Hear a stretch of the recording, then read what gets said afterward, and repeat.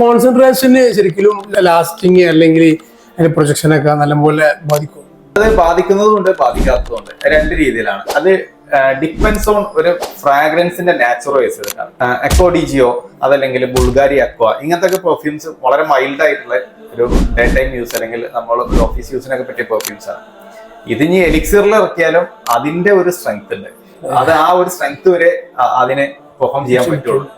എന്ന സ്ഥാനത്ത് ഒരു ഊഡ് ബേസ്ഡ് പെർഫ്യൂം ഈവൻ EDT ആണെങ്കിലും ചിലപ്പോ ഈ ഫ്രഷ് പെർഫ്യൂം എലിക്സിർ ഉള്ളതിനേക്കാൾ പെർഫോം ചെയ്യും. അത് ആദ്യം നമ്മൾ മനസ്സിലാക്കേണ്ടത് ഫ്രാഗ്രൻസിന്റെ നാച്ചുറലുകൾ ഓരോ എന്ത് രീതിയിൽ എങ്ങനെയുള്ള ഫ്രാഗ്രൻസുകൾ ഓഫീസ് പെർഫ്യൂമും മറ്റുള്ളതൊക്കെ നമ്മുടെ വ്യത്യാസങ്ങൾ മനസ്സിലാക്കിയാൽ ആ ഒരു സംഭവം നോക്കിയിട്ട് വാങ്ങിക്കാൻ പറ്റും. പക്ഷെ അതിന്റെ അർത്ഥം എല്ലാ പെർഫ്യൂമും ഹൈലി എന്താ പറയാ സ്മെല്ല് നിൽക്കുന്നത് തന്നെ വാങ്ങിക്കണം എന്നുള്ളത് തെറ്റായ ഒരു കോൺസെപ്റ്റാണ്. പക്ഷെ കാരണം എന്താ വെച്ചാൽ നമ്മളൊരു ഓഫീസിൽ പോകുമ്പോൾ ഊത് അപ്ലൈ ചെയ്ത് പോയാൽ സ്വാഭാവികമായിട്ട് നമ്മൾ എടുത്തുള്ള കഴിച്ചിട്ടുള്ള പിന്നെ ഹോസ്പിറ്റലിൽ വർക്ക് ചെയ്യുന്ന ആൾക്കാർക്ക് ഒരിക്കലും അങ്ങനത്തെ പെർഫ്യൂംസ് അപ്ലൈ ചെയ്യാൻ പറ്റില്ല. അതിന് വേറെ തന്നെ പെർഫ്യൂംസ് ആണ്. സോ അതാണ് ഈ പെർഫ്യൂംസുകളെ കുറിച്ച് അറിയണം എന്ന് പറഞ്ഞത്. അതായത് ഓഫീസ് പെർഫ്യൂംസ് എന്താണ്, അതല്ലെങ്കിൽ പാർട്ടി പെർഫ്യൂംസ് എന്താണ്, പിന്നെ ഓൾ ഒക്കേഷൻസ് പെർഫ്യൂംസ് എന്താണ് എന്നുള്ളതൊക്കെ